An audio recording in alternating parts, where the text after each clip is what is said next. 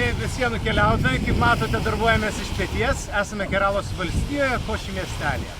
Nedidelis žvejų miestelis, kuriame yra ir didelis uostas, kroviniai kraunami kažkur tenais kalvoj, o čia vyksta žvejyba didžiuliais kiniškais tinklais.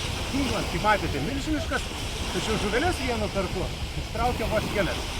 Tomis žuvelėmis mes čia smaguravome, ragavome skanių tigrinių, krevečių ir visokių kitokių jūros gėrybių.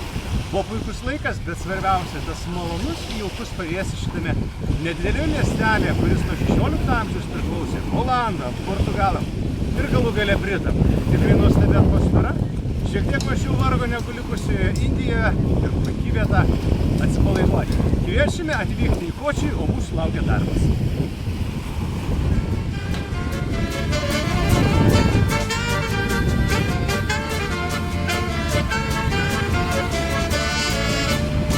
Hayateniyle kavgaya girdi.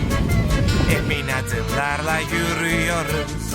Biz bu karanlık yolun sonunda doğacak güneşi görüyoruz. Dağları aşıyor, bak yakınlaşıyor.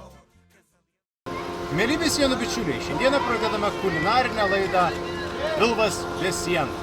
Vakar valgėme karališkasis krevetes, šiandieną ragavome tigrinių, o vakarienė mūsų laukia skaniai paruoštas omaras su imbieru ir česnaku. Jeigu norite prisijungti, stebėkite mūsų vakarinę laidą, mes pateiksime išsamesnį receptą. Linkėjimai jums iš Kočio be sienų.